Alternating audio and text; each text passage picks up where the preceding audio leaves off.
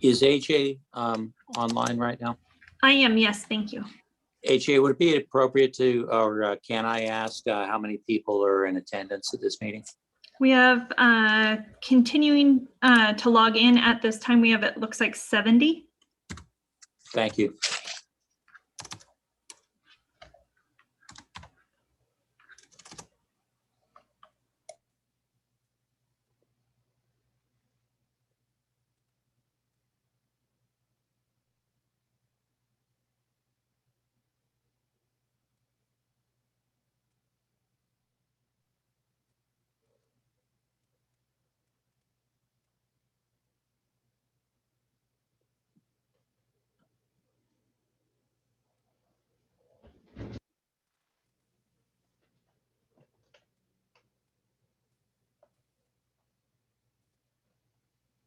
We lost Counselor Pictionary in the transmission between meeting to meeting to meeting. I'm sure it was a glitch in the matrix. Hopping from meeting to meeting, somehow we lost him. He's here now. He'll be up in just a moment.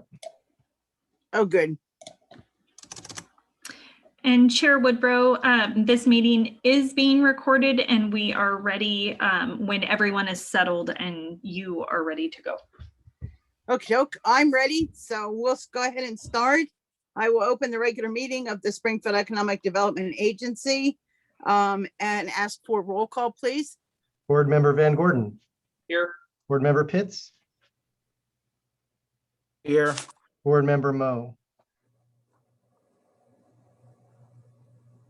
Board Member Moe.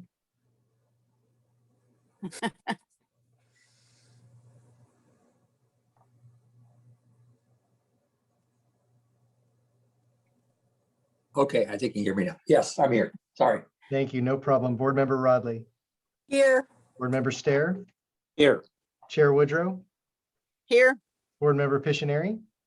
Here. And Board Member Burney. Here. Okay, I will start by beginning to read this.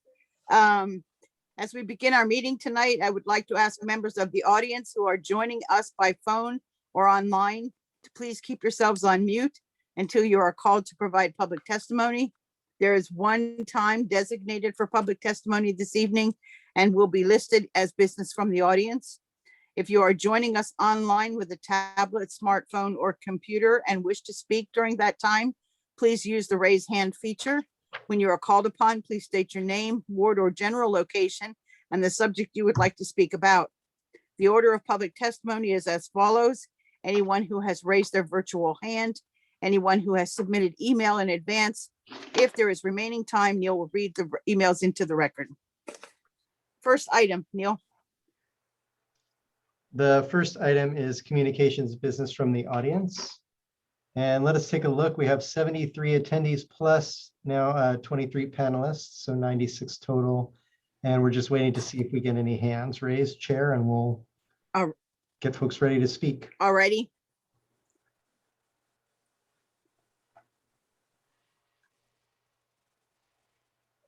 Did we have a consent calendar? No. As far as previous minutes? Right. Not that.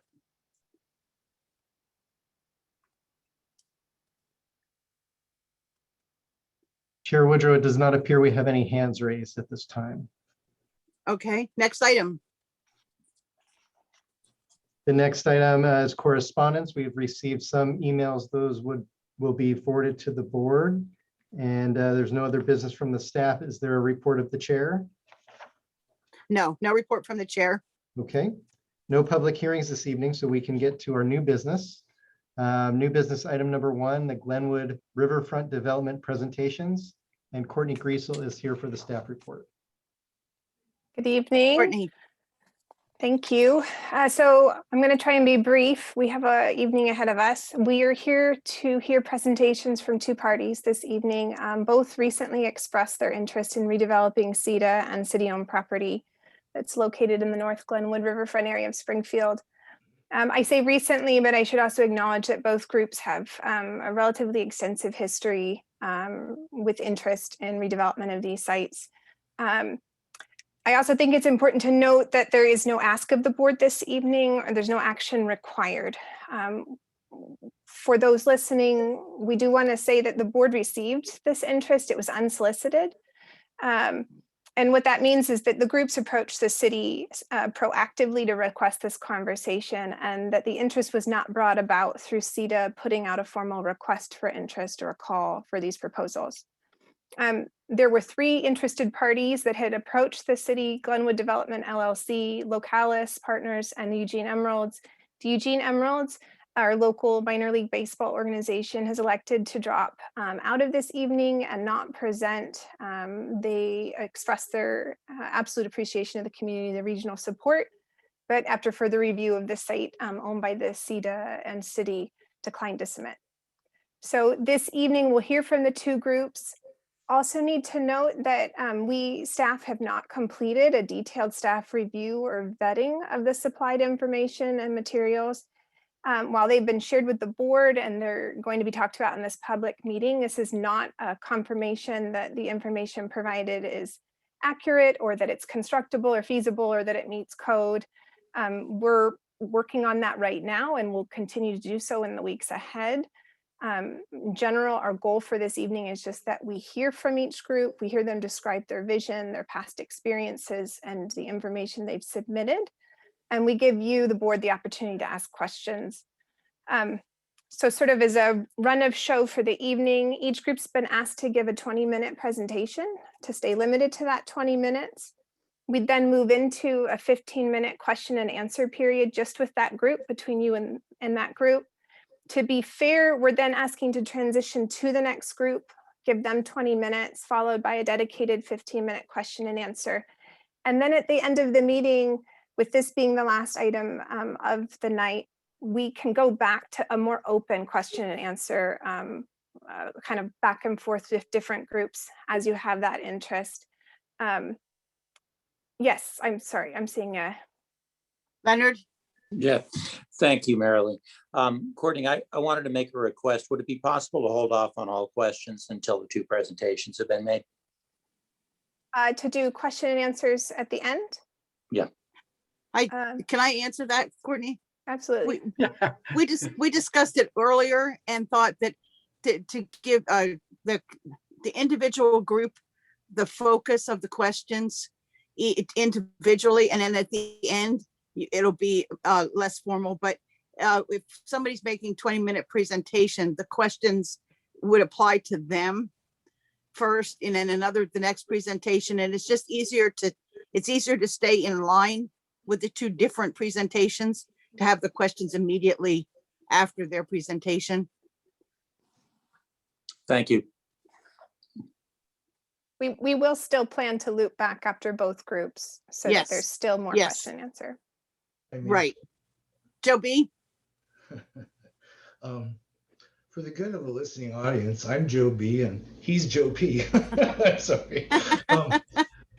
I fully intend, within the structure provided, to those questions that I'm going to have for both groups, I'm going to wait till both have presented, and then I'm going to use the time after each presentation just for very specific as it relates to that, if that's okay.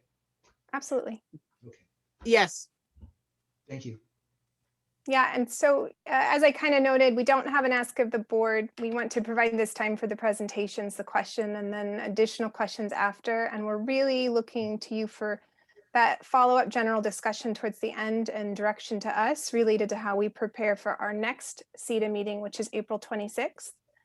So we'll be looking tonight for your feedback, any additional information after you've kind of had this engagement and this opportunity to ask questions that you'd like to know, that we can work with the groups over the coming weeks to then provide in our subsequent meeting. Are there any other questions? Otherwise, I will mute Mr. Vick. Otherwise, I will move into the the first presentation, which will be the Glenwood Development LLC group. Any other questions from the board? Okay. I So think we can go. okay, So I think from there, I'm going to hand it over to Glenwood Development Group, and they will be kicking off their show and introducing themselves. I think Dalton, that's to you.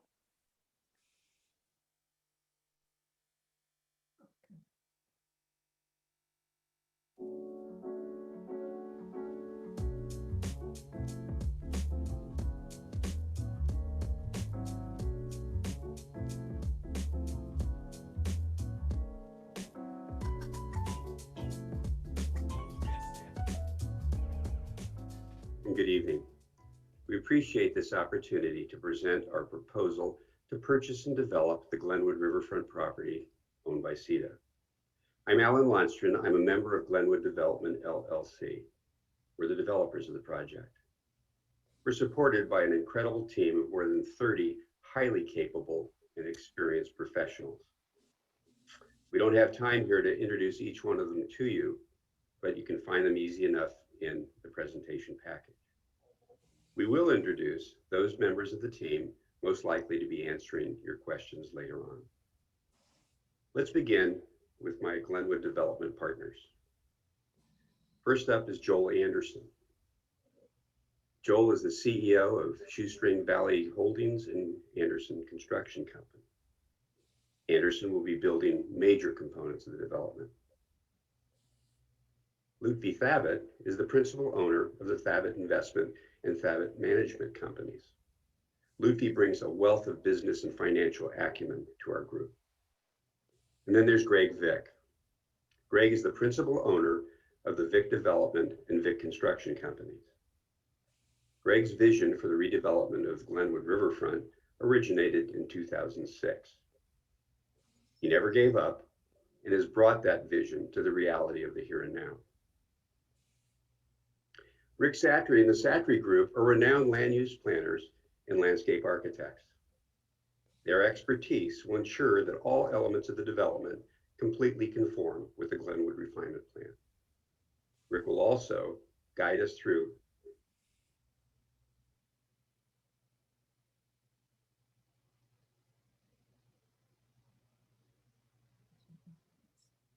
of course, there was technical issues.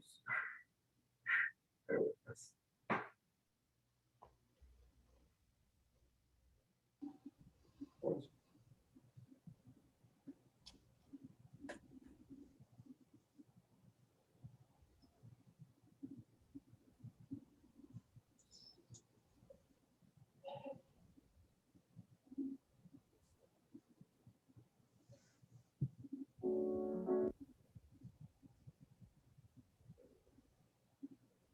guide us through the land use approval process. Led by Senior Principal Paul Frank, LRS is the development's primary architect. Bob Boileau is LRS's Director of Urban Design and Programming. Bob is the lead architect and designer for the Riverfront Development Project.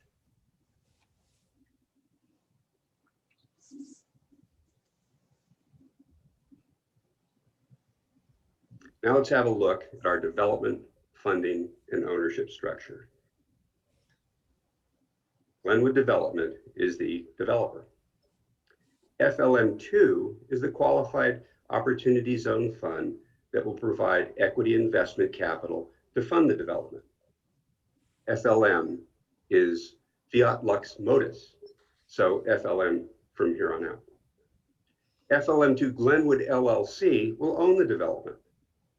This is a joint venture between FLM2 with 60% ownership interest and Glenwood Development with 40% ownership interest. Now I'm pleased to introduce our partner, Richard Frymark, who talked to you about funding.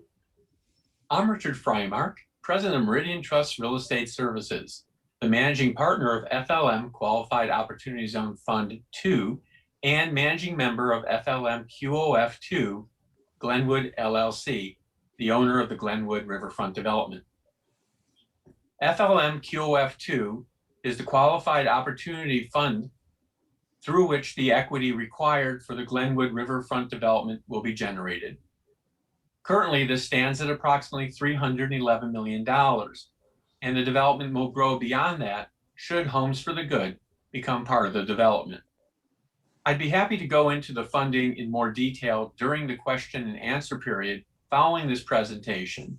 But before closing, I would like to emphasize 2 points. One, our Opportunity Zone Fund will provide 100% of the equity for the development from start through opening.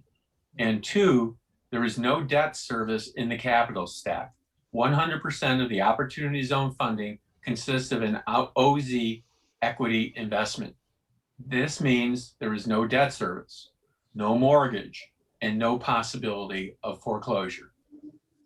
See you after the presentation, and thank you.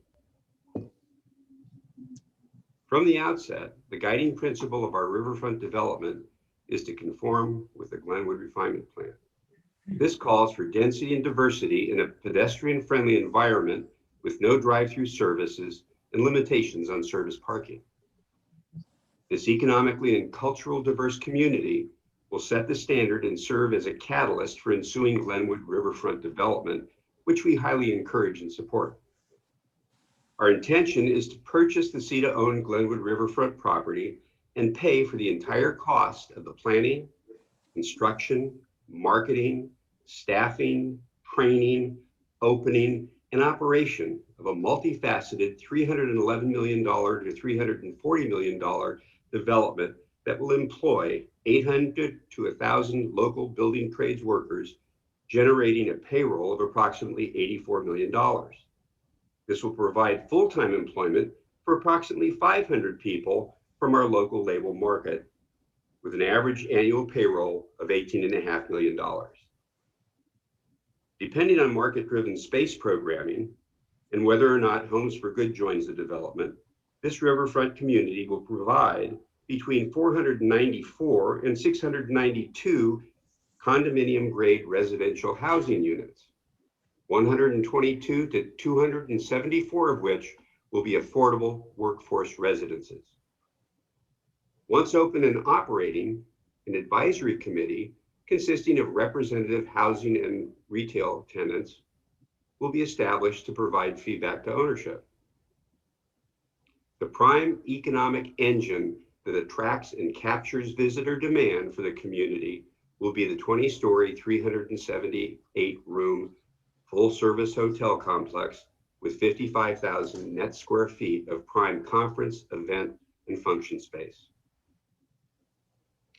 In compliance with the Glenwood Refinement Plan's limitation on surface parking, we will plan, design, build, and operate a 700 to 800 space parking structure to serve the residents, shoppers, diners, hotel guests, and conference and event attendees visiting the Glenwood riverfront every day. Last, the development will include the design, construction, and maintenance of the roads and infrastructure, landscaping of open spaces, around-the-clock security, and alternative renewable energy to supplement traditional sources of power. Again, all of this will be paid for by Glenwood Riverfront Development ownership. In the first 10 years of operation, the development is projected to generate property taxes of $36.5 million for the Glenwood Urban Renewal District, $3.4 million in transit room tax revenue for the state of Oregon, $11.4 million transit room tax revenue for Lane County, and $10.2 million transit room tax revenue for the city of Springfield. To put this in perspective, in the fiscal year 2019-2020, the entire transit room tax collection for the city of Springfield was $1.1 million. First and foremost, we believe that CEDA board members and Glenwood Development share a vision for the redevelopment of Glenwood Riverfront. So much so that we don't expect the crafting of a development agreement will require much in the way of negotiation. You've had a chance to review our proposal over the past few weeks, and again in the comprehensive presentation package provided by CEDA staff. The elements of the proposal are purposefully simple and straightforward. The sooner we can get started, the sooner that this will become a reality. We respectfully request that you accept this proposal so that together we can launch this incredible development. We welcome questions for clarification of any points of the proposal and anything else for that matter during the question and answer period at the conclusion of the presentation. In closing, we'd like to recap some of the positive impacts this development will bring to our community. $311 million to $344 million equity capital investment. 800 to 1,000 jobs for local building trades construction workers with a payroll of $84 million. 450 to 550 full-time jobs with a payroll every year annually of $18.5 million.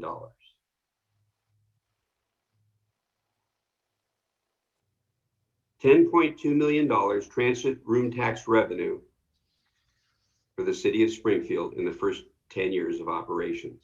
11.4 million transit room tax revenue to this Lane County in the first 10 years of operations. 3.4 million transit room tax revenue to the state of Oregon in the first 10 years of operations. And $36.5 million in property tax are projected for the first 10 years of operation. Glenwood is the gateway to downtown Springfield. Perhaps the biggest impact of all will be transforming Glenwood Riverfront into a thriving, economically, socially, culturally diverse community that will provide good homes for hundreds of people and families. Shopping, dining, recreational entertainment for residents and visitors alike in a safe and inclusive environment, as well as providing an opportunity for 30 to 50 new retail shop and food and beverage businesses. And none of this is here now. Thank you.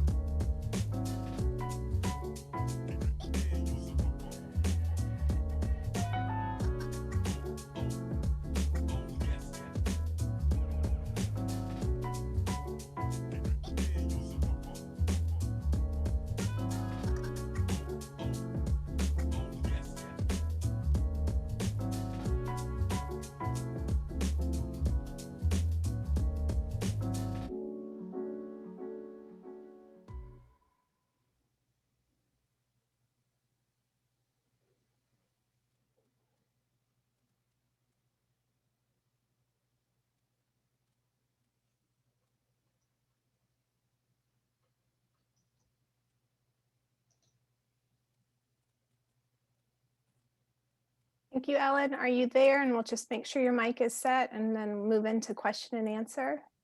I'm here. Wonderful. Welcome. Thank you again, everybody, for this opportunity. We really appreciate it. It's been a long time. So Chair, I would open it up any questions and we can assist if you need, but we have quite the team on ready to respond. And again, there'll be opportunities to ask questions as well after the second group. Okay. I'm looking for anybody who has questions. I have questions. Oh, go ahead, Damien. Hi.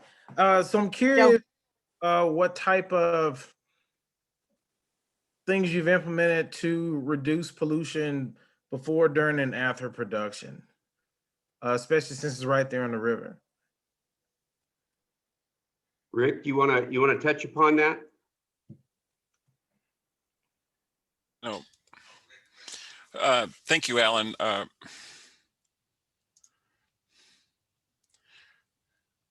Can the video come on? Nope. There it is. There you are. Technology is such a wonderful thing when it works. Good evening, everybody. Rick Satry with the Satry Group, a member of the Glenwood development team. Mr. Pitts, excellent question. You can rest assured that one of the very first applications that will be submitted to the city by the developer would be basically an erosion control application. The city has a different name for it, but it's where erosion prevention measures would be installed before anything else happens on the property. Beyond that, every step of the way, there will be city inspectors reviewing each step. The erosion control measures are monitored on a regular basis. And of course, we'll be in touch with the Glenwood refinement plan, which requires us to be set back from the riverfront and a no-touch zone along the riparian corridor. One of the other things, Councilor Pitts, is one of the very first things that'll happen when we can actually touch the property is environmental testing in the geotech. That'll be right out of the box.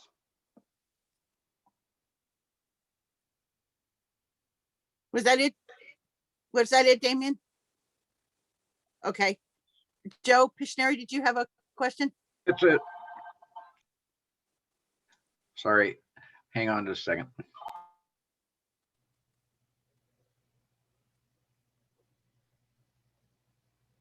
I apologize for that. So probably very elementary, but they kept referring to in the presentation so many millions of dollars in the first 10 years. So for clarification, that's not per year, but a total in 10 years, or is that per year? No, I wish it was per year, Joe, Right. but it's a 10-year projection. Our projections for the performers are 10-year projections.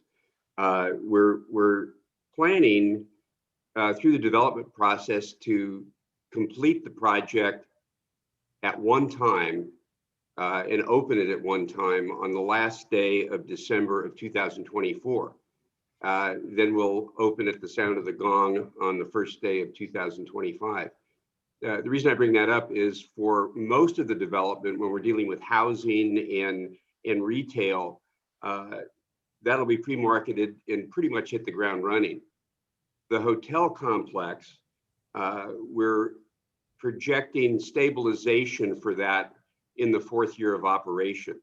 That'll be pre-marketed literally for 3 years in advance to the group meeting market to be able to capture as much demand as you can for the hotel. The reason it won't stabilize for till the fourth year is because of the booking patterns of major groups. A lot of those book way in advance, so we have to catch up to that. But to answer your question, the payroll numbers for construction workers will happen in the first 3 years of development. The payroll numbers for the full-time employees will begin immediately upon opening, and that will build as the business for the hotel builds. Did that answer your question? Sort of. So the what I'm looking or thinking about is that, so you're talking about it's an accumulation of a 10-year total.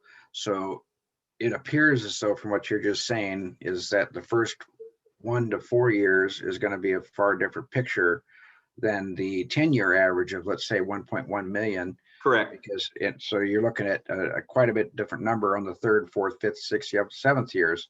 So it's not a bunch of money up front. It's going to be a buildup the first 3 years, 3 to 4 years. Yeah, and that's for the hotel complex. For Right.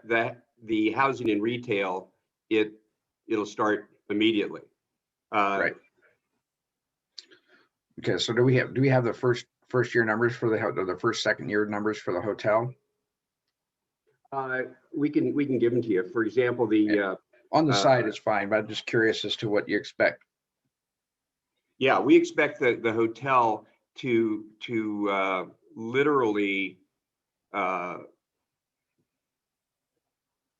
perform right out of the box. It's going to start out with occupancy on a percentage of what the demand is and build up for the first 3 years. So probably looking at about 60, 70, 80 growth pattern up until that fourth year. The hotel projected occupancy, once it's stabilized, and what that means is the occupancy will be stabilized, but the revenue will continue to grow because you have increases in pricing, but it'll stabilize at about 72%. So that's also based on a market with no other competition that'll be built in the interim? No, it's based on well, yes, it's based on what the existing supply and demand is, plus the projection of additional supply during that course of time. And at this point, there really isn't any additional development for hotels planned that would be significantly different. There's a real difference between a full service group hotel and limited service hotels. In this marketplace, there's only 2 hotels now that are capable of attracting group business because they have the facilities, and that's the Valley River Inn and the Graduate that used to be the Hilton. All the rest of the hotels in this community are what's called limited service hotels. So what they do, Counselor, is they have to rely on carving out a share of the existing demand. They can't increase that demand because they don't have the facilities to do that. But properties like the Valley River Inn and the Graduate do. So the major difference is there's no real competition for the group business that will make up about 60% of this hotel's business revenue. But that's today's picture though, right?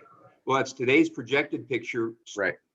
Moving forward, that's been based on market trends produced by the STAR report and things of that nature and feasibility studies. There will not be, as far as we know, any development of any other competing conference facilities. It just doesn't make sense. Okay, I could go on forever. Yeah, I don't want you to, but that's fine. I appreciate you got me answered. Thank you very much. Corey? Thank you. So I have 2 questions that hopefully aren't long questions. One, if I'm understanding this correctly, you're not talking about building this in phases. You're talking about doing it all at once. And if I'm misunderstanding that, maybe you could correct me. You're absolutely correct. And the reason for that, Counselor, is that we want to have it all open at once so none of the operation is going on during a construction project. If you're going to live there, you don't want to have a lot of construction going on around you. If you're going to be shopping or having retail space, it'll hurt your ability really to achieve what you want to achieve there. So the whole thing is going to be built and open at the same time, completed. Part of the reason that we sought out Anderson Construction is that they are large enough and they have the capabilities to be able to make that happen. Thank you. And my second question is, it mentions in the proposal a few times that you are hoping to have some affordable housing in there through a collaboration or partnership with Homes for Good. So I'm wondering where those discussions are at, if you've already initiated them or if it's still just in the sort of hopeful place. Yeah, so there's 2 things about that. As you come through if you looked at that massing diagram, by the way, that's not the design of the hotel. That just lets you know the development, the placement and the size, so where it fits within the refinement plan. But we have a building next to where the Homes for Good building will be. We have a total of 5 mixed use buildings. Each one of those are 7 stories. The first floor of each of those have the retail and additional food and beverage. The other 6 stories are all condominium grade housing. So the one building that is next to where the Homes for Good building would be is going to be 100% affordable workforce housing, whether or not we're able to work something out with Homes for Good. I think we'll be able to, but they're not in a position to commit to anybody. I think they're talking to us and they're talking to the other group. Because it's their best opportunity to get moving early. Originally, the Homes for Good building on that site was going to be 4 stories. We're able, if we can embrace them in the Opportunity Zone funding package, we're able to make that a 7-story building. The amount of affordable housing units in that building depends on programming. What that means is, are they 2-bedroom, 1-bedroom? What's the square footage of those? So based on that each one of those buildings would have 122 to 137 affordable housing units. So that's why we're projecting up to 274. I hope that answered the question.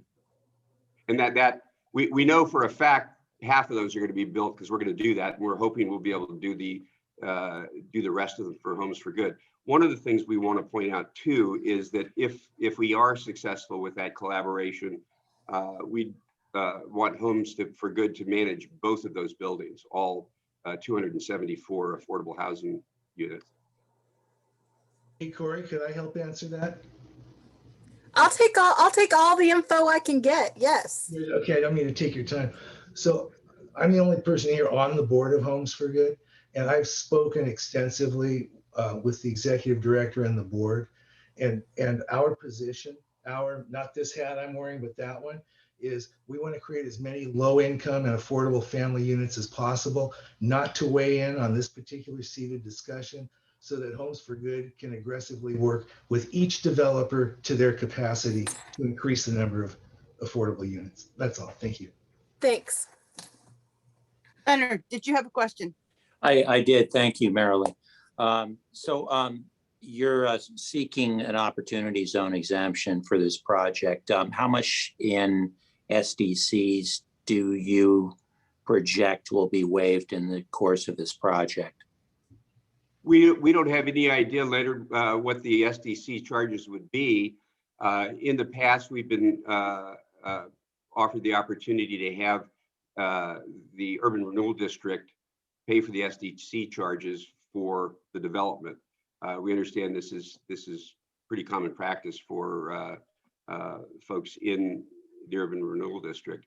For us, the reason I say we don't know what that'll be is because we're paying for everything on the property. We're paying for the roads, the infrastructure, everything with regard to landscaping and terracing of the open spaces, the riparian zone, the promenade, the bike path. So frankly, there's not a whole lot there that we understand that we're going to be asking of the city. We're doing the roads, we're doing the infrastructure.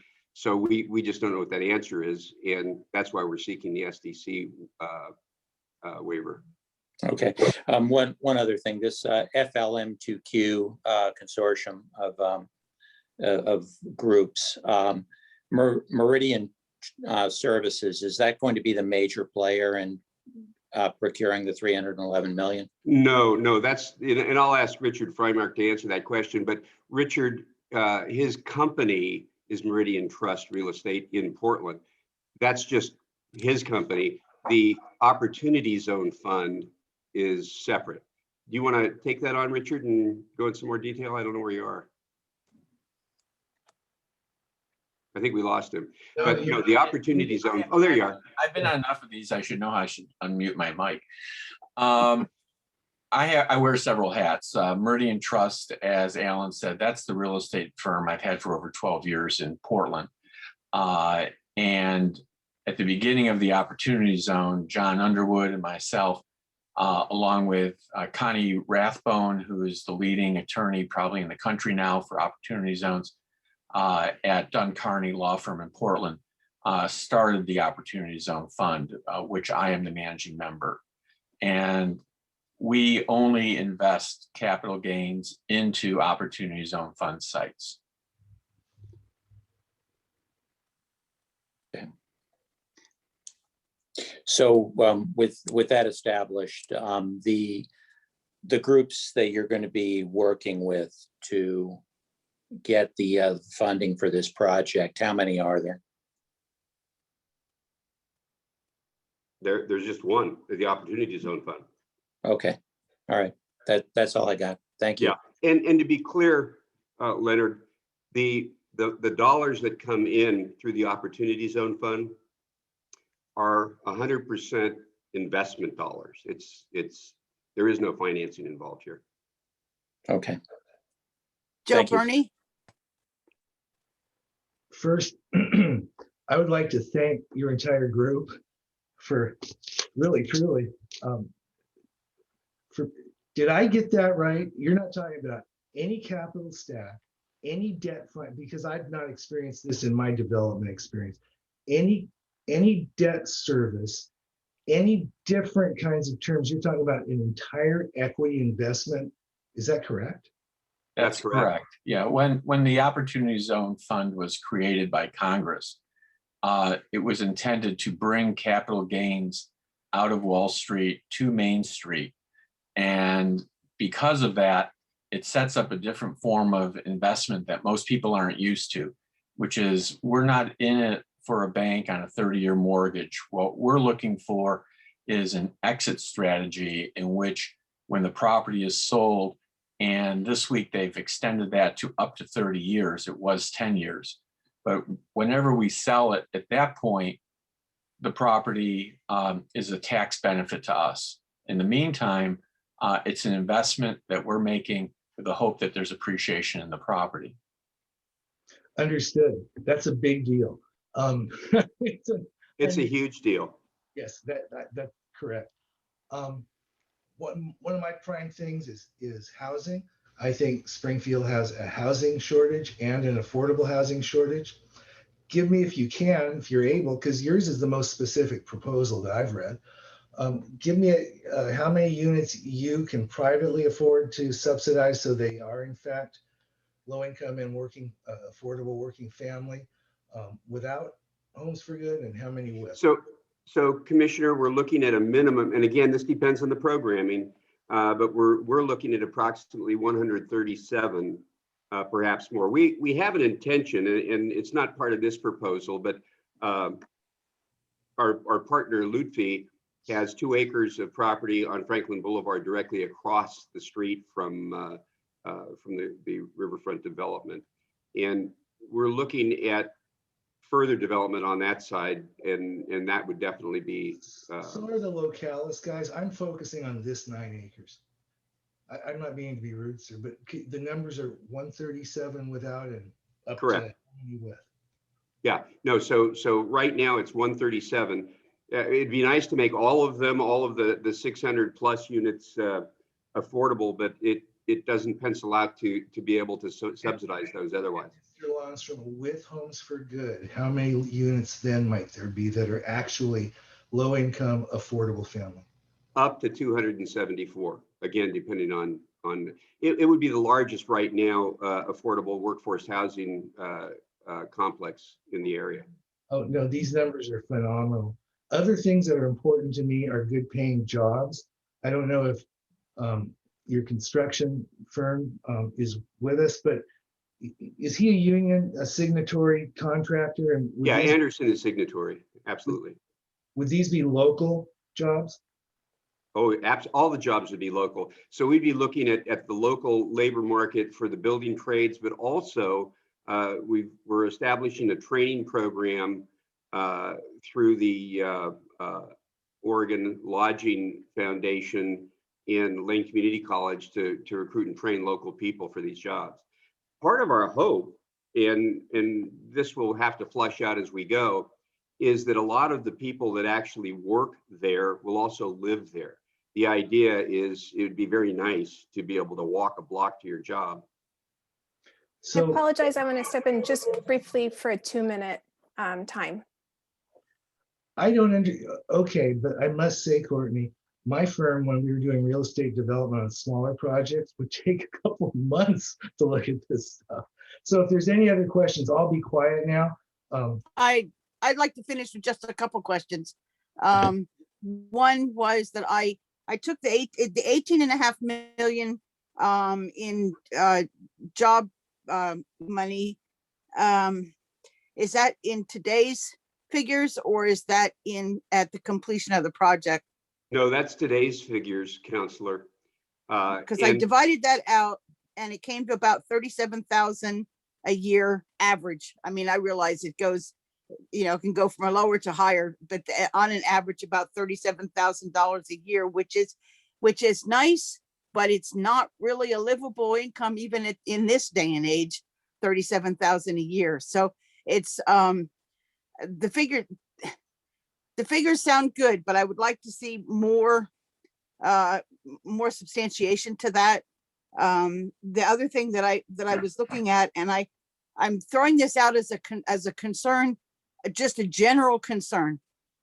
I think Homes for Good does a phenomenal job, and I appreciate and love the partnership that they have, and I rely on them for their expertise. My concern in creating the affordable housing is making sure that the affordable housing, the people that are in it can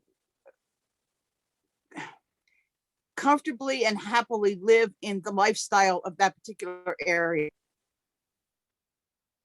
I don't know how to express that completely, but when we're talking about eateries and all that kind of thing, I don't want the affordable housing to feel like they're separate from that the fanciness of the rest of the project. And I'm throwing it out there as just as a general comment for it to be considered, to be. No, we appreciate that. The nature of the food and beverage for that area, the hotel is going to have 3 restaurants. One will be a very small but very high end. That's going to be the one on top of the hotel. Then there'll be something more on the line of an all-family restaurant that'll have a brewery so that we can have a label. Then there'll be a tea conservatory. So we're not, for the hotel, we're looking primarily for the visitor market. Within the mixed use area, there'll be a neighborhood grocery store. There'll be the types of places that anybody at any level can go and enjoy. It's not going to be over the top. It's got to be an inclusive community. Yes. Alan, I just want to make sure. Alan, can I add one thing? This is Richard. I want to flag that we're at 15, and I do apologize because I know we made the point, but we are moving quickly at the board's request, actually. And so what I want to say is we'll have time at the end. What we're trying to do is just create chunks now to begin with both groups. So if it's okay with you, Chair, we might pivot to the next group, and that's going to take us about 1.5 minutes because we need to shuffle folks in the Hollywood Squares briefly. So apologize for that. Okay. I think AJ's with me, so she's going to start saying that. So you're going to see us working, but we'll.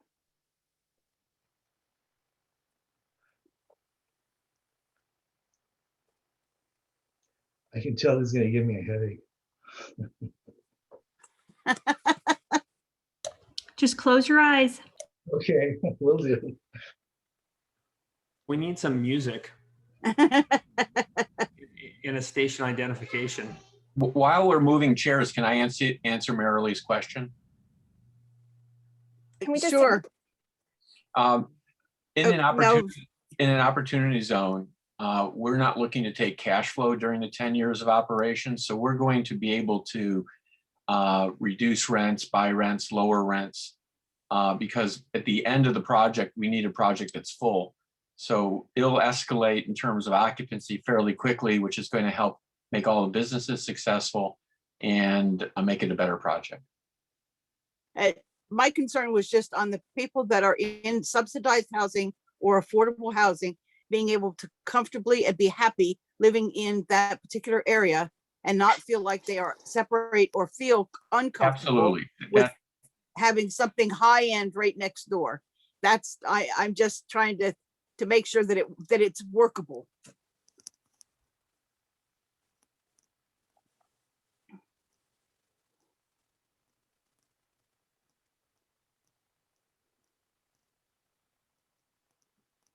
Okay, I think we have pulled forward who we need for transitioning to the next group. And again, I do apologize for the expedited timeline. We are just trying to follow lead that we wanted to move this quickly. Yes. And we will have questions after. So Localis group will be presenting next, and I'm just double checking that we have Matt Kohler, who will be starting the presentations for the group. And with that, we will let them make introduction and start.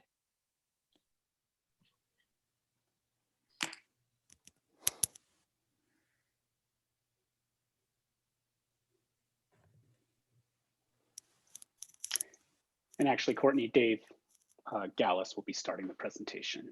Great. Excuse me, Courtney, can you hear me okay? Absolutely. All right, good evening, Courtney, CETA board members, assembled staff, members of the public. I just wanted to start by thanking you for the opportunity to share our vision for a few of the Glenwood Riverfront properties. I'm Dave Gallus, a Localis partner member and managing director of Lean United FC. I just wanted to take a minute to introduce the people who are on this call on behalf of the Localis proposal, starting with the other Localis partner members. We have Matt Kohler, landscape architect and partner at Cameron McCarthy. Yi Sung Yi, architect and partner at Morphosis Architects. Yi is out of the country and I think he's having technical difficulties, so we'll keep tabs on him. Jake Weatherly, CEO of Sheer ID. John Gallus, head coach of FC Tucson, and Todd Johnston, attorney and partner at Hirschner Hunter.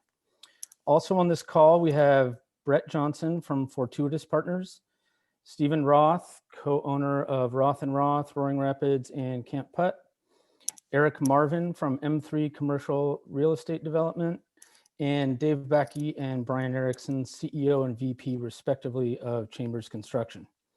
Our plan for the next 15-20 minutes is to turn it over to Brett Johnson for a quick summary of his experience, the reason he believes in and invests so heavily in sports-anchored multi-use developments, and why they're such a good fit for public-private partnerships and opportunity zones in particular. Brett will then turn it over to Matt, who will walk you through the vision and concept we have developed for this site. We will then hear from Stephen Roth and Eric Marvin before opening things up to questions. But before I turn it over to Brett, I'd like to briefly hit on one thing that won't be covered by these four gentlemen, and that is how Localis Partners came to be. After guidance from Brett to explore properties in our opportunity zones, Matt and I started thinking about core values, good partners, and a focus on partnering with local groups. We also wanted to partner with the best in their fields and those who have developed and built so much of our existing community. Looking at our list of partners, I can confidently say we have done a remarkable job in that respect. The two groups from outside the area, Fortuitous and Morphosis, bring best-in-class experience on a national and global level with a deep commitment to addressing socioeconomic, environmental, and community issues, and further share our commitment to working alongside local businesses as this project unfolds. So with that, I'd like to turn it over to Brett Johnson. Brett? Yeah, good evening, everyone, and hopefully you can hear me okay. Certainly better that you can hear me than see me, but it's an absolute honor and pleasure to be a part of this project and to introduce myself. By way of background, I've worn a lot of hats in my career. In a prior life, I ran a fairly sizable global company and spent 5 years living in England, running the international business, then was brought back to the States to run the whole company. When we sold the business, I started a family office, a private equity company. And about 6 years ago, I recognized an opportunity to start to use investments in sports as a means for social and economic change. And I bought a professional soccer team in Phoenix, Arizona. It's gone on to become one of the most successful professional soccer franchises in the world, both on and off the pitch. And it's called Phoenix Rising. Over 2 years ago, I started to think about other markets that would benefit from professional soccer anchored real estate developments. And I created a partnership called Fortuitous Partners.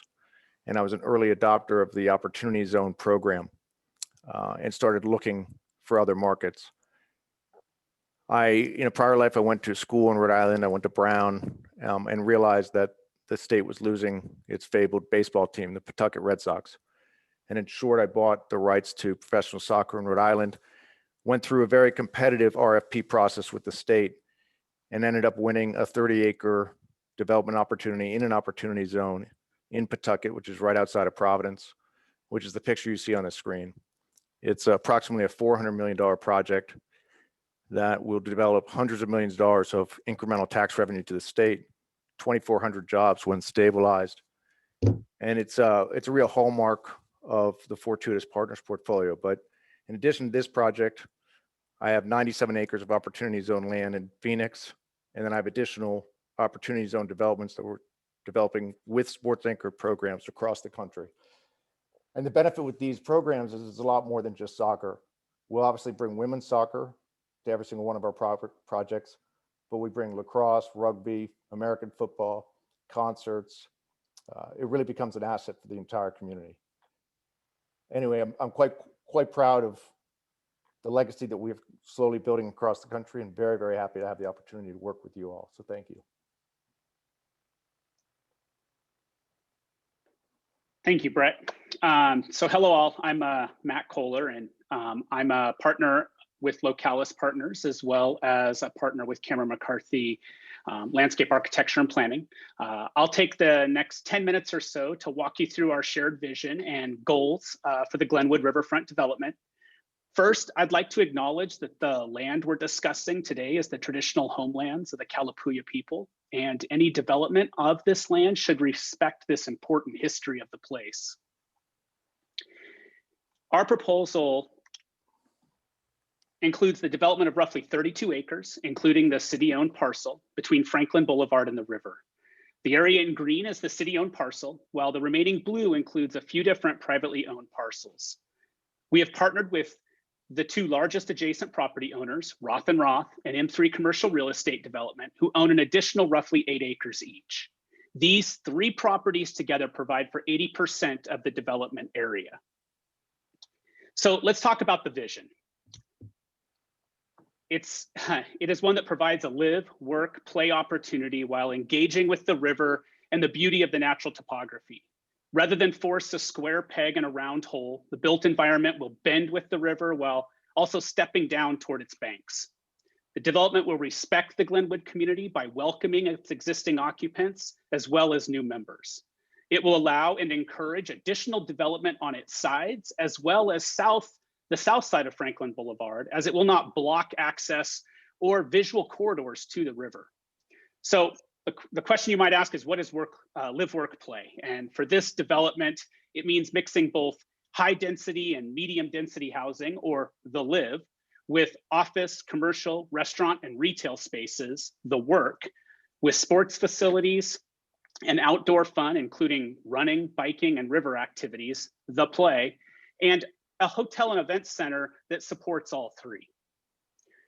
With this in mind, let's explore a site plan of a conceptual blocking diagram that we've been developing for the site. The areas in gray are the multi-floor built structures. The building to the southeast corner of the site is the office and commercial space. This building includes an anchor tenant in Sheer ID. Sheer ID sees this development as an opportunity to create a tech hub in Glenwood and attract top talent from across the country. Within our submittal packet was their letter of intent to relocate their global headquarters to this site. Along with them, there are multiple other tech companies that have shown strong interest. We've also been working with a regional bank that plans to locate a branch within the development, as well as 2 medical, health, and welfare practices who would also like to join. This curving form that extends from Franklin Boulevard to the river is the high density and medium density housing.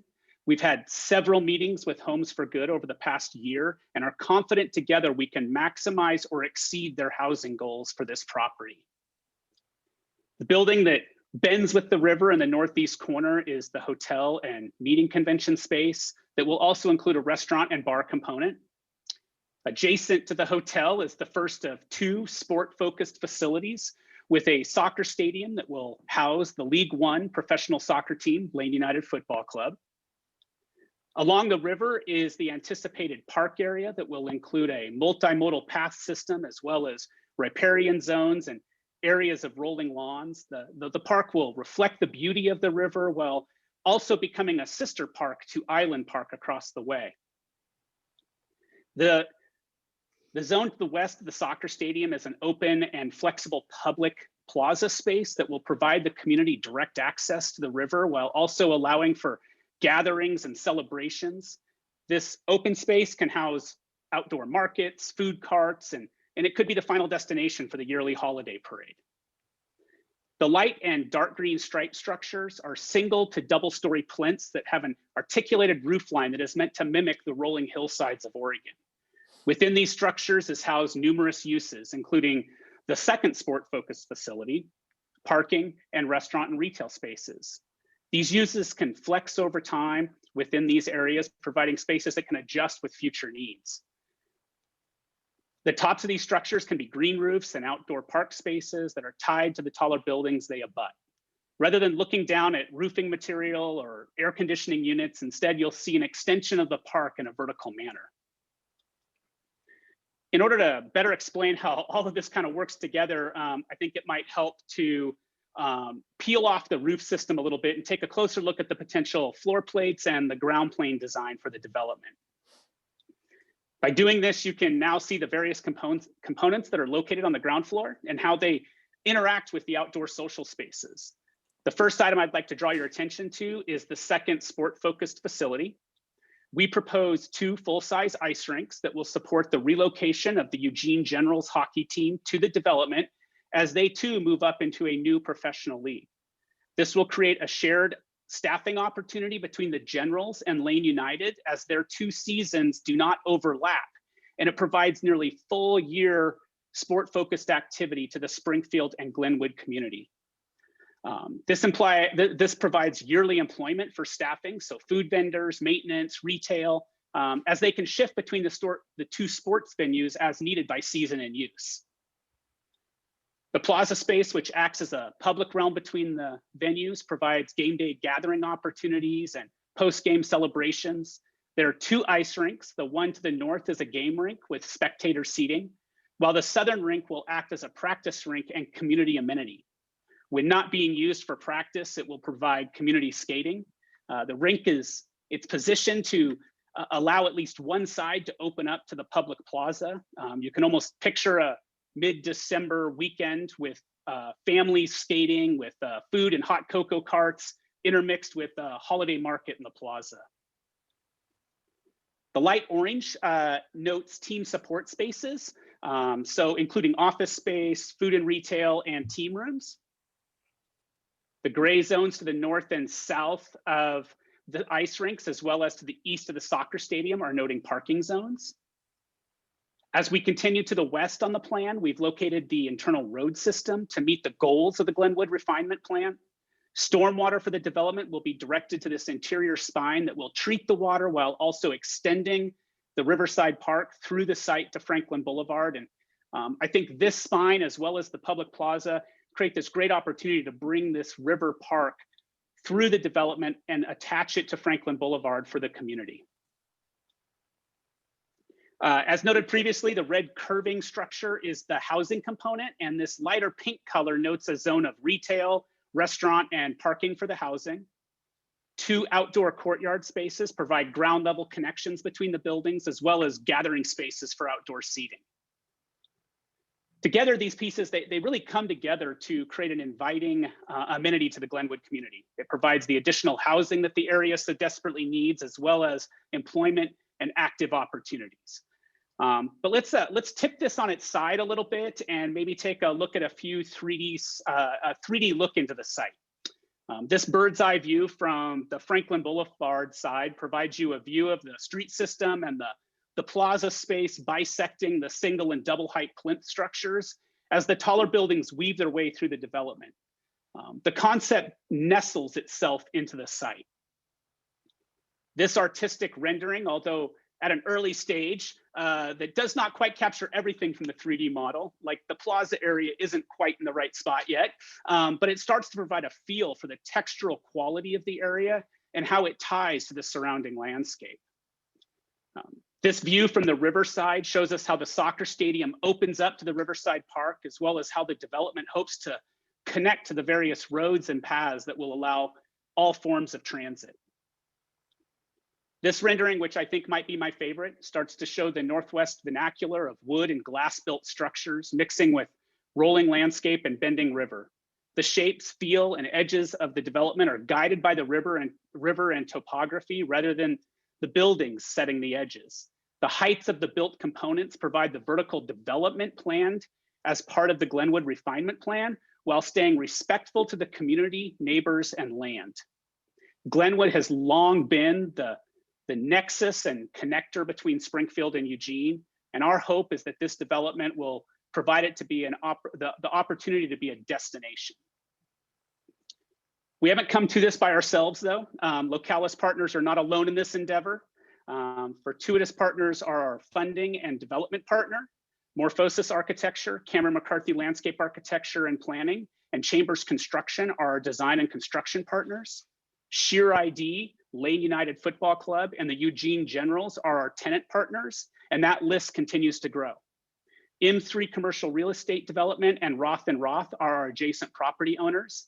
And in fact, I'd like to ask Steve Roth and Eric Marvin to maybe take a minute and express some of their thoughts about this venture. So I'll start with Steve, let him pass it to Eric after that. All right, am I on? All right, thank you. Yes. Okay, thank you. Good evening, I'm Steve Roth. Very excited about the prospect of this proposal moving forward. My brother Paul and I are longtime owners of about 8 acres bordering the CETA parcel on the west side, and we have formalized a relationship with Localis via an MOU at this point, and enthusiastically agree that a sports anchored housing and commercial district is really a game changer and a great fit for the Glenwood waterfront. Also, potentially a huge positive for downtown. We're looking at potentially a pedestrian bridge linking the sports facilities with downtown. I can't think of a better win-win situation.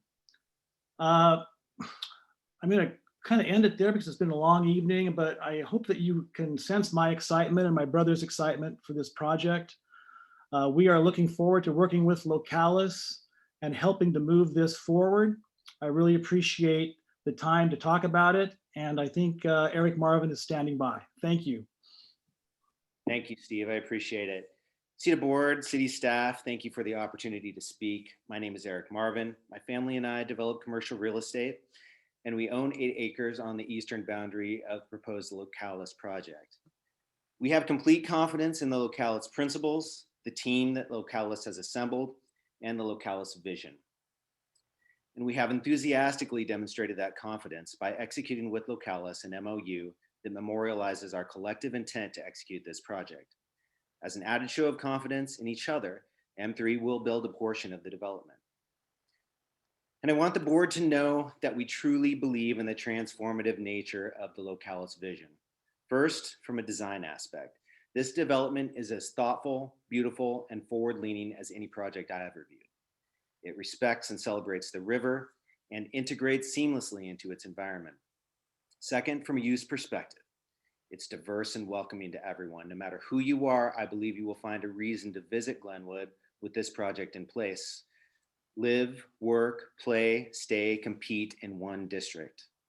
Third, and most importantly, the Localis project is transformative as an economic engine. The project will not just create jobs, it will create careers in Springfield. This plan will bring more coders, more athletes, more restaurateurs, more project managers, more physical therapists, more careers. From that perspective alone, it eclipses the benefits of any other plan. And that's really the legacy that we want for this project, an engine for career creation in Springfield. As we emerge from the haze of COVID and last year's tragic fires, we need a bold, progressive plan for Glenwood and a group that has the capacity to execute. Localis has presented the board with that plan and that team. So I'll leave you with this. Yes, with the Localis plan, we can build a beautiful, diverse, responsible career engine in Glenwood for the citizens of Springfield. Thank you.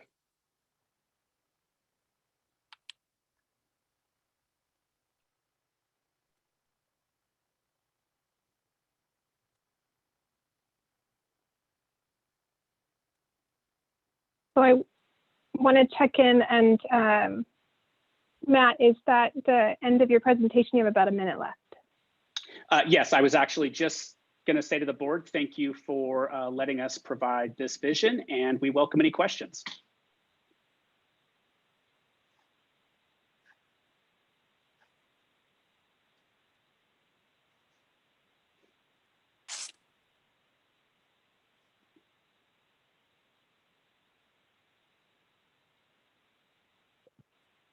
Marilyn Leonard's got his hand up if you can't see him. Okay, yeah, I can't see any people at all yet. Go ahead, Leonard. Great. Thanks, Marilee. Thanks for your presentation. You mentioned that you intended to respect the tradition of the Kalapuya people that had lived in this location. I didn't hear you come back with anything in particular that was going to honor that tradition. Is there anything that you have in mind right now? So in general, we would start to meet with tribal representatives. We've gone through a similar process with this with my other firm, Cameron McCarthy, for the Eugene Town Square development and design. So we always find it that we should acknowledge at the beginning of any type of project that we are taking on to recognize the land that was there before, and then understand that moving forward, as we take these ideas and thoughts, that we meet with that group to understand more about how they used that land and ways that we can integrate that history into the site design. Okay. You were talking about constructing housing in conjunction with Homes for Good. Is there a particular number of units that you're planning right now? And so that I'm not answering all the questions here, I'm going to act a little bit like a center back here, and I'm going to send to some of my teammates so you can hear some of their input as well. And so I think Dave and Jake, I might turn to you to start to note some of the housing and the meetings that you've had with Homes for Good.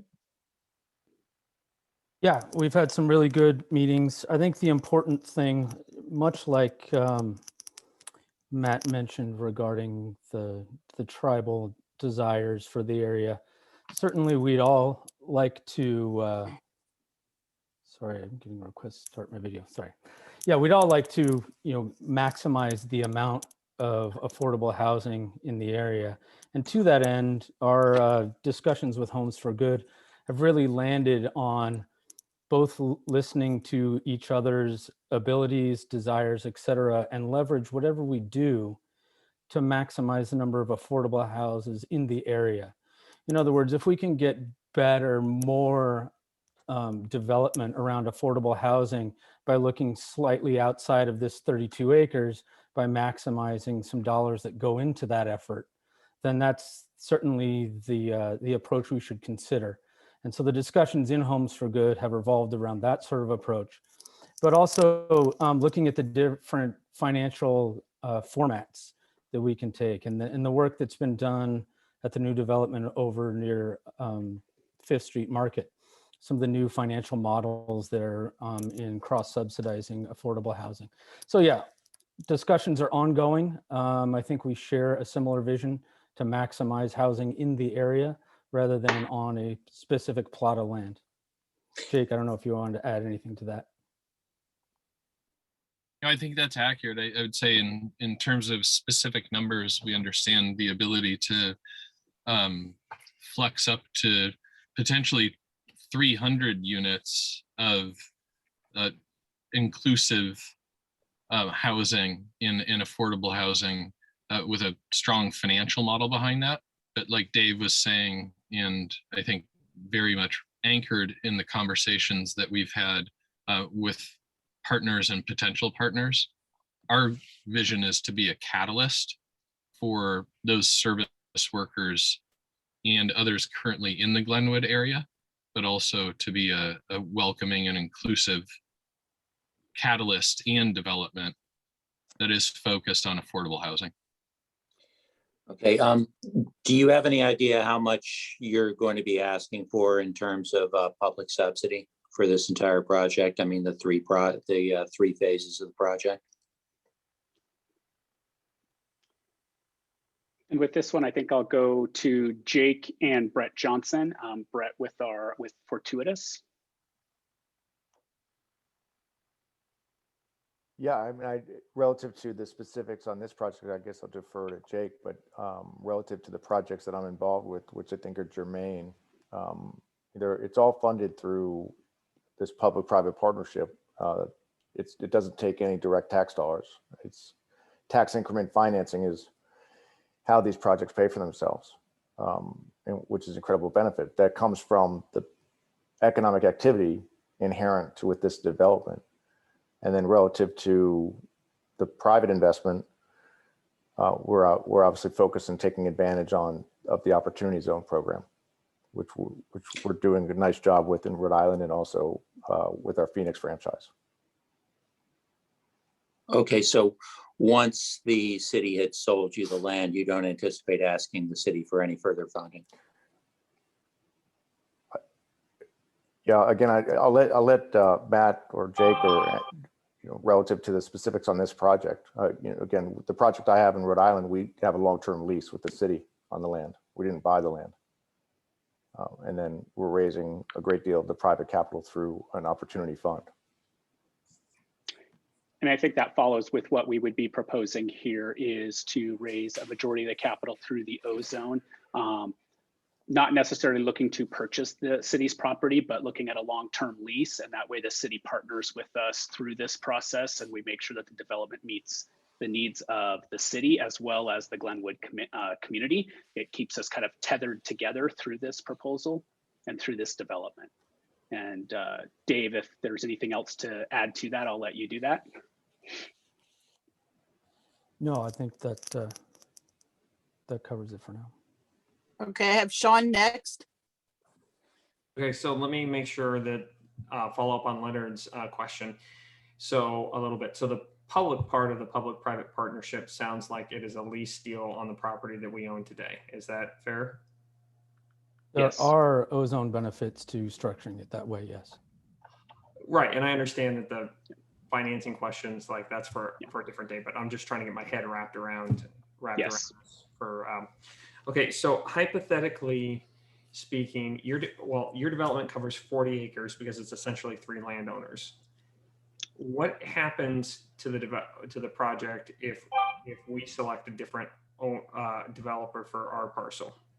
Does it do, because you still have 3/4 of the development area available? So our area, so just to be clear, it's 32 acres. So just not that it's but it's a slightly smaller than the 40. And really the design and the approach of the components that we're bringing together here need to all work together because they help build off of each other.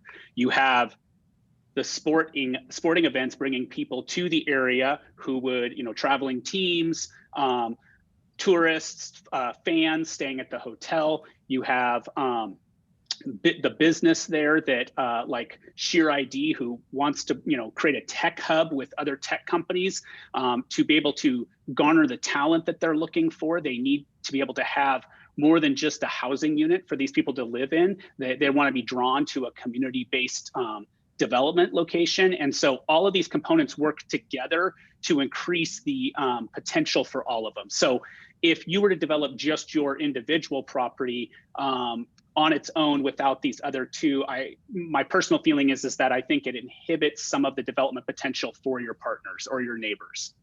Okay, but something would still be possible in theory. Potentially, that would have to probably be an answer directly from maybe, from Eric or Steve, Yeah, but maybe I'll ask Eric what your thoughts are. A commitment. So like we can move on.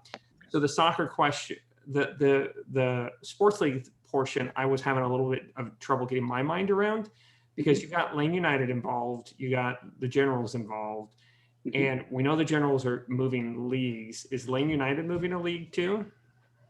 Yes, Dave. Yes, included in our packet is the sort of document laying out what USL 1 is as a professional league and the option we have for the franchise in the area. Okay, so I read that correctly. When it's referring to the expansion, it's the assumption that it's not a new team. It is Lane United as a franchise moving into that league. Moving into the full professional ranks for an 8-month season, yeah. Okay, I got it. Yes. And just one last comment. Look, some of the renderings look better than others. I'm not 100% sold on the just renderings and how and how they look across the riverfront. I know that's a conversation for a different day, but I just wanted to at least put out there that when I look at the actual design, I went, okay, the layout may be fine, but how the renderings, I'm going, okay, is that really what we want it to look like? And I think there's plenty of potential to look at what is the right fit for that area. But looking at how we can bring a little bit of that Northwest feel, as well as maybe a modern twist to it, to allow something that's uniquely Northwest. Yeah, and I totally agree. It's an early part of the conversation. This isn't a deal killer for me, but that was my first reaction when I looked at it was, okay, like what can we tweak? Is that the design we wanted to end up with? Thank you. Steve is next and then Corey. Okay. The Glenwood Urban Renewals got about $6 million tied up in that property. I sure would like to see it come back where we can reinvest it in other areas of Glenwood instead of tying it up forever. Other than that, your presentation was great. That was a wonderful presentation. Working with Steve Roth and Paul is wonderful. Phil and his son Eric, Marvin are wonderful people. So that's good. However, questions I have on your presentation. You talked about the parking surface. Is that all surface ground parking in your presentation? And then another question is, how many years before final build out on that thing? How many years? And the other one is, have you got the money to do it, or you have to raise the money? What's going to happen there? That takes a lot of money. Well, we know it takes a lot of money to build it, but projects like that, with sports stadiums, stuff like that, you have to raise that. You usually have to raise that stuff. So how is that going to be done? So I think I'll try to hit those questions and pass off certain parts of them. I'll say on the funding side, because it's an opportunity zone, it can, it has that ability to take the full majority of the funding from that. And that is why Brett is on the phone, and you noted that his, the Pawtucket is a similar price tag, similar square footage, and it's going forward with construction. So these types of opportunity zone developments are starting to happen all over, and Brett is one of the best at doing these. And the sports anchored approach is, it really helps to make these things thrive. I am going to ask E if he's on the phone to maybe talk about how these single and double height plinths can work as both parking under it, whether it's single, double story heights, but also allow for flexibility as parking needs decrease in 30 years. E, are you able to come on? Yes, hi. It's a huge pleasure to have an opportunity to present to the Cedar Board, and thank you for your question. The design you see actually relies on two principles of flexibility and an aim toward a unitized type of construction. So what you see under that big green roof is actually a big volume that allows for flexible use, as well as its capacity to be resilient for future unforeseen programming. So in terms of the constructability, it could range anything from basically through 3 to 5 years, depending on the nature of the build out. And I'll let others in the team to kind of answer that much more specifically. That huge plinth is about 1 to 2 stories, but think of it as one big volume that allows for a high degree of adaptability, as well as capacity to absorb parking. As you know, in many cities around the world, parking is now seen as a transitionary strategy, where if you give it enough head height and enough capacity, parking can also be converted to future alternative uses. So the idea is that to provide parking as necessary for the first phase of the project's life, and then in the near future is to have it converted or remain as parking as we see fit. So I think flexibility is one of the key components to these projects moving forward. And on top of that big plinth is a modest 2 to 3 story high housing element with a little bit of a higher floor-to-floor capacity for maximum daylight penetration, as well as ventilation, all toward basically a larger sustainable goal. So maybe with this, I could probably hand it over to David or others who could answer the length of the construction time. Well, maybe I'll jump back in there. Steve, we're going to try to hit all your questions. And I think the last one was length of construction. And in our submission, we did provide a 3-phase build out with general duration. And a lot of this is built on land use and permitting and design occurring concurrently. But there would be a general goal of building basically from the east to the west, so that you don't build, so that you build it in a way that allows you to kind of paint yourself out of the corner, right? The full construction window that we were looking at could be as fast as 4 years from beginning to end total. But I'd love to, we have our construction partners on here as well. Maybe Brian or David from Chambers would like to weigh in as they worked on the construction schedule with us. I want to flag briefly that we are at time on the timed portion of Q&A. I'm just trying, I see Commissioner Bruni, I understand. Just trying to be fair as we kind of move between groups here. So Chair, I'll look to you. We can transition to a little bit more open between groups, or you can continue it at your discretion. I think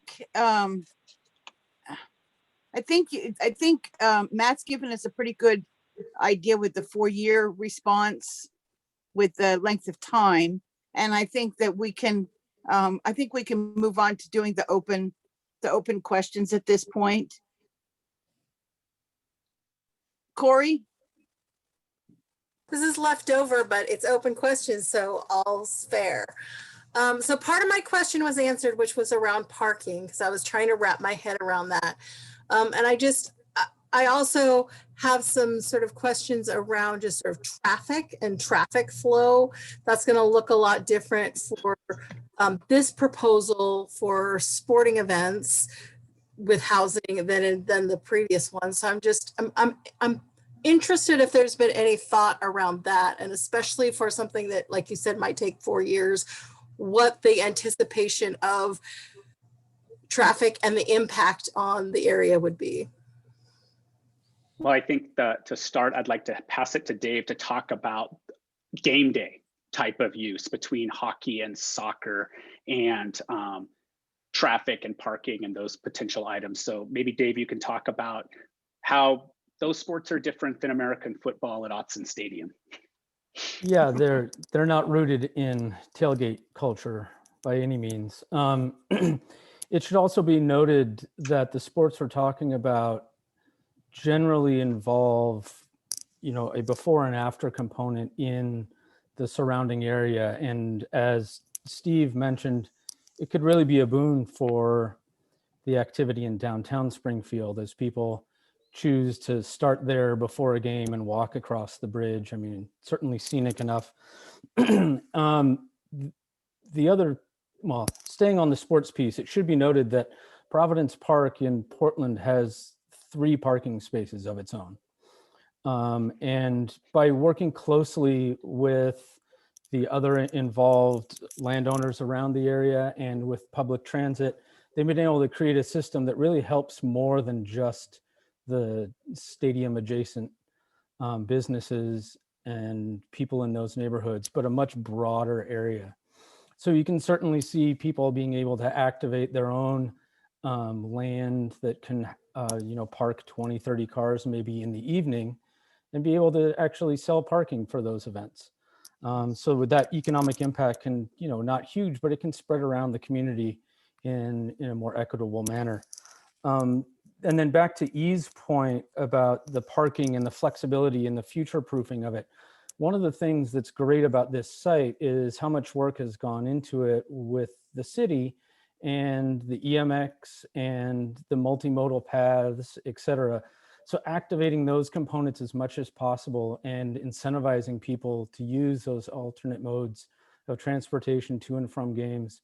One works within the culture of the sports already, but I think works within the infrastructure that's been built as well. Joe, Bernie, did you have questions? Yeah, are we on the give and take point now? Yes, yes. Okay. So I'll first follow up to your presentation. And by the way, Eric Marvin, it's nice to see what you look like. We've spoken before. And I've spoken at length with Steve and Phil in terms of their property when apparently this property was being saved for an indoor track. So Matt, question number one. I have experience with stadiums and using public dollars for partnership and financing them. I've never seen it take 12 to 15 months, but however long it does take, maybe you've got something lined up we don't know about. And we do know that the Emeralds have a $38 million ask right now of our state legislature because they need a new stadium as they're moving up their ranking. So given that as a context, as I read your proposal, you're planning to do the stadium as the first phase of the build when really we have a housing crisis and housing needs here. And I don't see that until the last phase. My first question, am I missing something?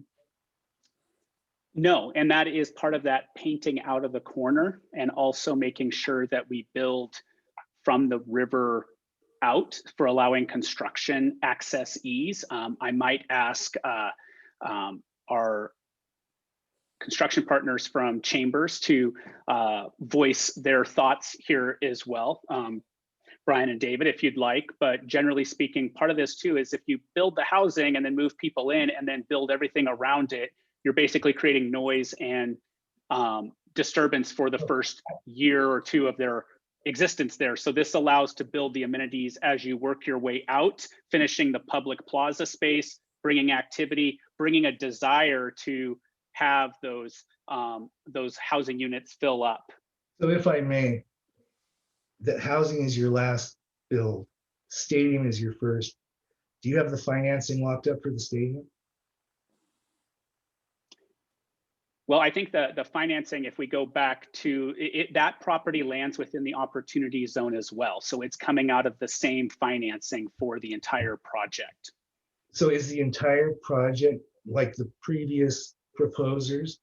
Their Yes. dollars are, The entire project lands within an opportunity zone and can be funded through opportunity zone funds. that's not my question. My question is the housing opportunity zone committed funding for your project? And I will turn to Brett on this as our partner. So I guess I'll use again my Rhode Island project. We won a very competitive RFP with 6 other firms, against 6 other firms. And all of the financing since we've won it is now coming out of an opportunity fund that I've launched in that market. I paid for the pre-development out of my pocket and I've been reimbursed that pre-development from that fund. So as you're probably aware, the OZ regulations are very strict relative to rolling capital gains into a fund. And so with the utmost respect, if a fund commits to a project and that project doesn't come through, there could be a lot of risk to those investors relative to their capital gains. So not sure how you can get a commitment from a fund on a project that might not happen. Okay, although the other people said they did. I would respectfully ask them exactly how that's working. Hey, they're here. This is open questions. Does anyone from the other group want to explain that? Richard? Richard, are you there? Yeah. Brett's correct. We have to protect the capital gains. And so what we've also have to do is protect the city. When we've been looking at our, because people we're leasing the property from don't want to own a hotel, but we have access to the funds as capital gains. And as soon as we get to the position where we have an agreement between CETA and any other agencies that are required, at that point, we'll bring the capital gains in. If we don't get to an agreement, we'll deploy them to some other project that we have on our list that has been fully vetted. Thank you. Next question. I have a few and then I'll stop and we'll come back.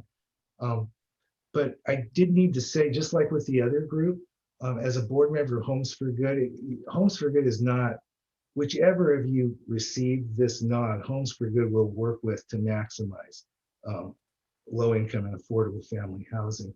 How many units do you have a commitment, the other group did, to a certain number of privately subsidized units. So with or without Homes for Good, can you commit to a minimum number without their participation? Trying to see who I might want to send that to. I hate to keep answering all the questions. I'll start, and then if somebody wants to raise their hand or turn on their video to know if they want to provide it with me. You know, part of what Brett had just mentioned was releasing pre-development dollars so that we can do a full market and feasibility kind of study and analysis and work with the city and with Homes for Good to understand what is the right number. So we haven't set a minimum or maximum because we feel like that's a conversation that should happen more than just with us looking at it and making our own assumptions. It feels like a process that needs to have public input and city and CETA board member input as to what is needed for this zone and what makes sense for this particular development. Thank you. My last question or point in this round is we really are only looking at the CETA property. As best I can see it, yours is a concept paper. It's not at proposal form yet. I have a little experience in this industry in the past. I saw a proposal from the other group. They were pretty specific. So a question I asked them, will these be union jobs, do you know, in the construction? And I'll turn to my construction partner. David, I see you just came on. And my good friend, I hope.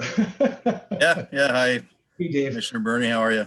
Good, how are you? Hi, Dave Bakke with Chambers Construction. So the question you had was, will these be union jobs? Yes, sir. The answer is a majority of them probably will be. The reason being is a $400 million project. We're going to have construction partners to get it done. And on most construction projects, about 85% of the work is actually done through subcontractors, not general contractors. So our role is more as a construction manager than actually putting work in place. And a project of this size, you're going to have to use a lot of union contractors that has the manpower available to get the work done. So Dave, thank you. There you go. Chair, if we're going to have continuing rounds, I'll stop now so others have a chance. Yes. And Sean, I'm hoping others Sean, left my questions for me. Sean had his hand up next. Oh, Sean? I don't know if I've got as funny of a question as Joe to ask with, you know, branded material all ready to go. So in an environment, has there been any look to, I guess, any conversation about Glenwood with a space, whether or not I could support a track, a hockey rink, and a soccer stadium all at the same time? Have you guys discussed that at all? Dave, do you want to talk about our meeting with the indoor track group? Yeah. Oh, sorry. Video. We did have a really good meeting with Terry Westland and the others involved with the indoor track, actually at Roaring Rapids Pizza. And I think they realized that they just had a track component, not a lot of the ancillary support pieces that, you know, well, on the one side, on the financing side, on the cross subsidy pieces, make these developments feasible using primarily private money. But also just the location on the bend in the river was less suited aesthetically to an indoor facility than the outdoor facility we're proposing. And so they saw the benefit of this proposal or this development we're proposing being the catalyst for something larger in Glenwood and could really help them achieve the indoor track somewhere else in the Glenwood area and work off of our project as like I said, as a catalyst to make things move forward. Okay, and I've got two other questions. And this, between these two teams, it's like a dream team of local developers on the two separate teams. So when we look, and I'm going to turn around and ask the other group the same question. It's really easy to get excited about your project. There's lots of stuff that looks really cool. It's got a great price tag. We develop, you know, a riverfront that we've dreamed about for a long time. As you look at your proposal today, what is a shortcoming in your proposal that we're not discussing?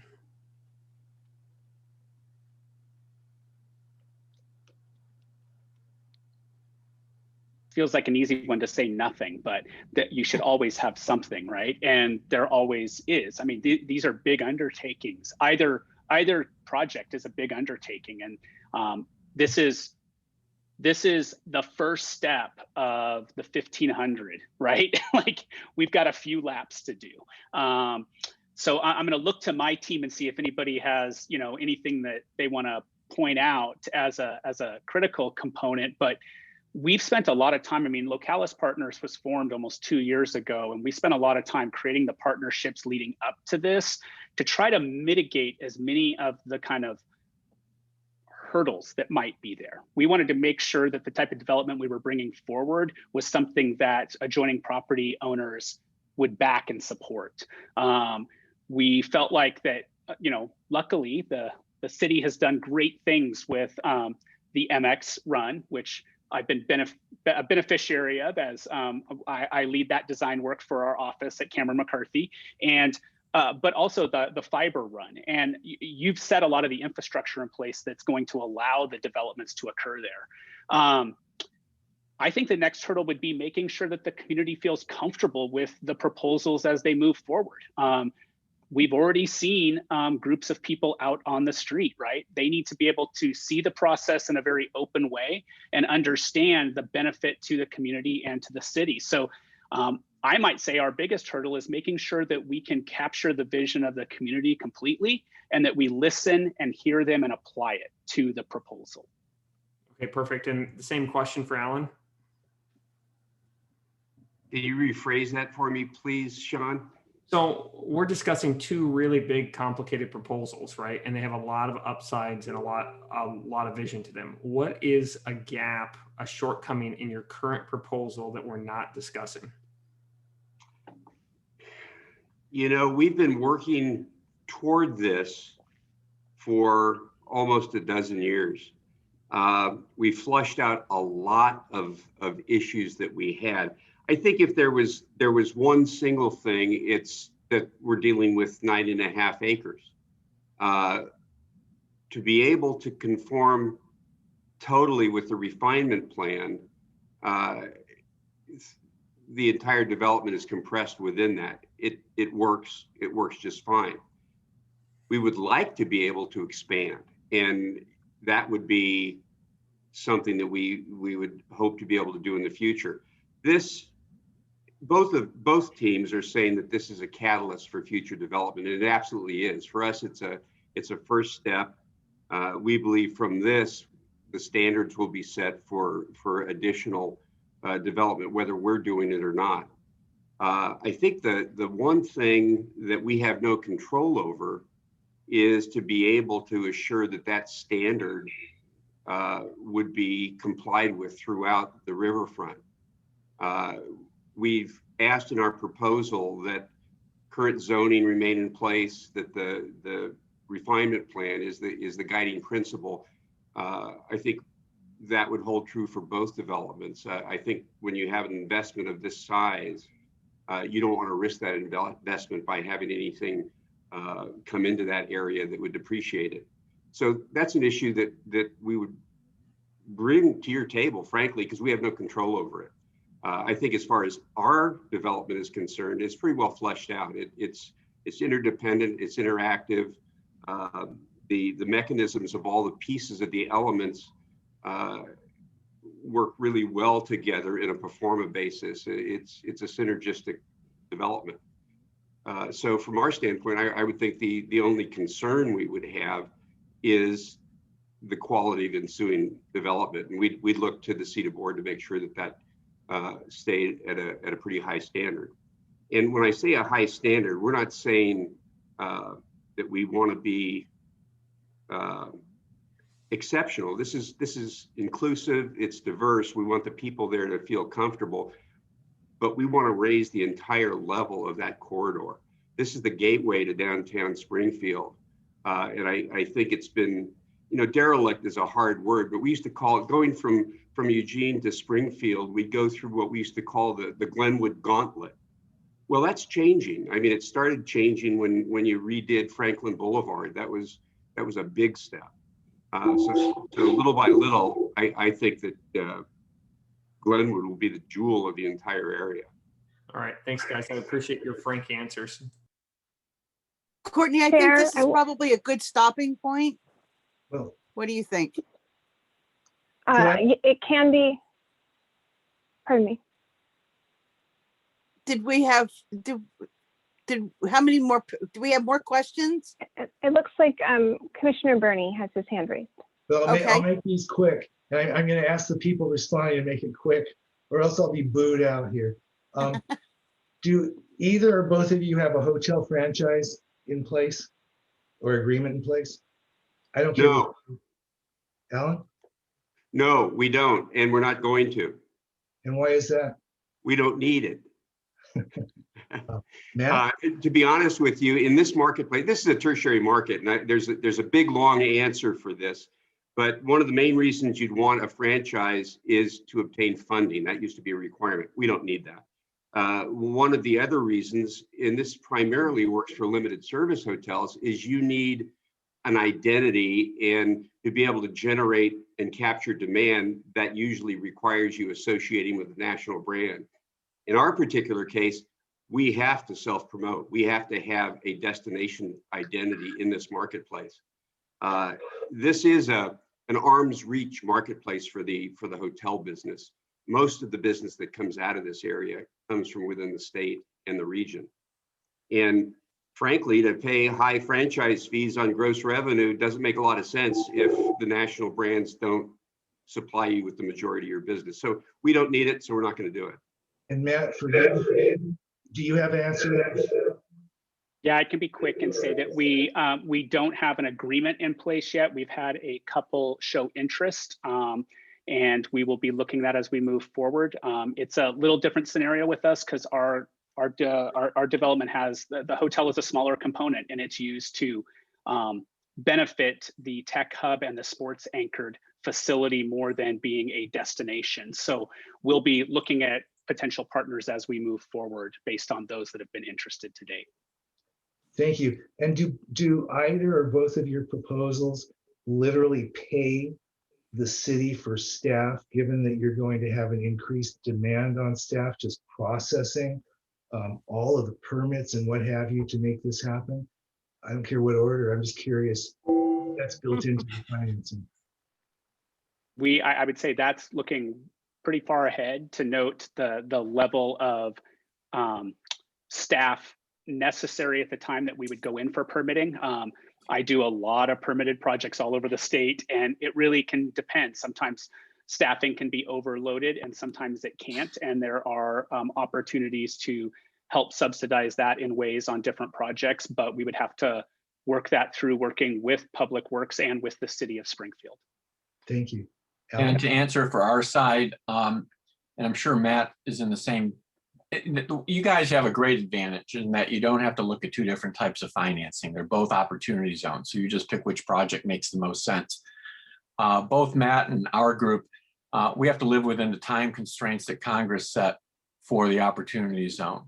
So if Springfield does not have the staff that's available to process this in the time required, and we can do it so that the evaluation is not biased, then we would fund those positions required to expedite it. Not for special privilege, not for special consideration, but just because we have a time line in which the project has to be built in order to conform with the opportunity zone. Hey, last question. Thank you so much, Chair. Does the same go for infrastructure? I'm used to cities paying or municipalities paying for infrastructure. We're paying for all the infrastructure within the 9 acres. Matt? And I think, again, that's another part that we would be wanting to sit down with the city and look through. You know, these are very early developments, and ours is a larger development, obviously, so more roadways. So we'd want to sit down and kind of determine what's available from the city and what our project can fund. And I think that just goes across the board with any project that gets developed. Thank you, everyone, for the indulgence. I'm done. So Chair, if you'd like, we can move kind of forward in preparing for the next couple weeks. Yes. We've taken quite a bit of notes. We are working through these proposals as well. As I said at the beginning of the meeting, and related to a lot of your questions, there's some additional information that we'll need to provide you as well from a legal and financial perspective. Some of your questions are very on point to the issues and actually will be regulated more by a partnership with a public agency and requirements that occur when you partner with a public agency. So we'll be able to talk more about that on the 26th. What I'd say is this is not the only time to ask questions. This was an introduction and an effort to try and meet a request for a very expedited timeline that is not normal. And so we're doing our best to do that, but also acknowledging that the board can slow it down if they choose, and if questions are there to ask, we will make sure to get those asked. As in the days that follow, we know sometimes you'll read more of the packets, you'll have more thoughts now as you're sort of thinking through the presentations. And what we'd ask is that you do send those questions directly to staff at your convenience. And then we can work to include additional information or responses that we're able to gather specific to those questions for the meeting on the 26th. And something that I just am channeling legal on, they'll want to make sure when you send those questions to us to send them to staff and don't copy the whole board so we can avoid any accidental public meetings notice issues. But this way we can get working on it, and then we can come back and meet as a full board to talk through those questions. So anything else from the board as we sort of move into the next several weeks? One thing. Steve? I see Councillor Moe. I always hear Courtney talking about private-public partnership, and I still don't understand what she means by that. So, what do you mean by that? Well, that's a great question, and we can bring in a little bit more, but public-private partnership, it is a formal and technical term that acknowledges that the public entity is requesting certain partnerships or services. It's often a legal and binding relationship where we are providing a public asset for a private entity to then redevelop or move into a different form. And so, a conversation about a sporting facility is kind of a quintessential version of a public-private partnership, but also a development group that's asking to acquire land, but in exchange for tax abatement or tax repayment. That's also a version of public-private partnership. So it is broad, but not so loose that you would say you partnered with a business by promoting their materials, and that was a public-private partnership. It's a little bit more involved than that and extensive, and it includes long-term legal contracts. So that was a lot of air I just sucked up. Okay, thank you.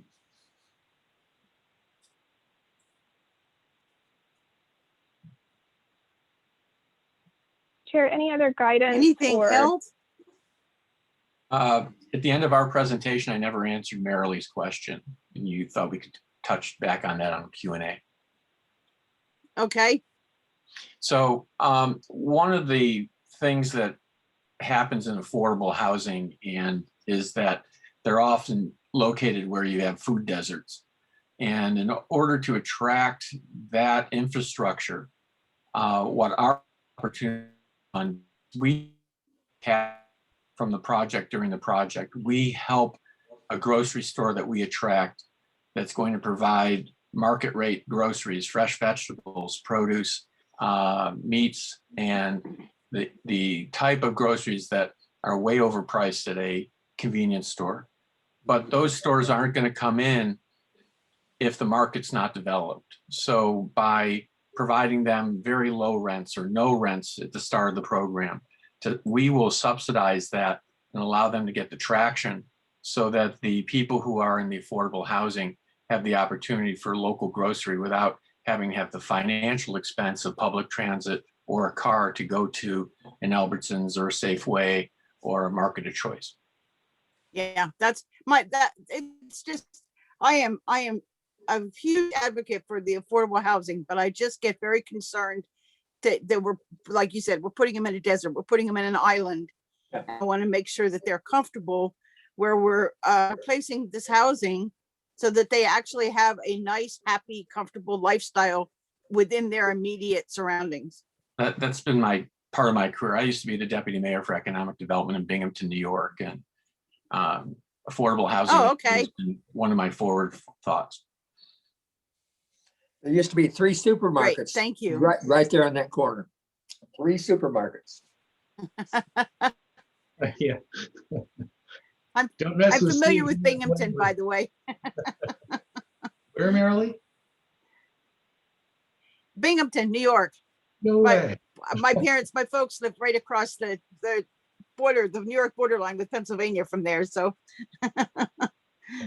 Land of Speedies. Okay. Thank you. anything else for the order, or we are set for coming back on the 26th with follow-up? We're set for coming back on the 26th. We'll have both an executive session and we have a public session scheduled. There are some pretty detailed portions of this transaction related to the property sale, so we will discuss those and share some of the initial vetting. I will let you know that we have also brought in outside legal counsel and financial advisors to assist, because there are a lot of complicated elements in what each group is requesting or proposing. Great. Joe, Bernie? I see.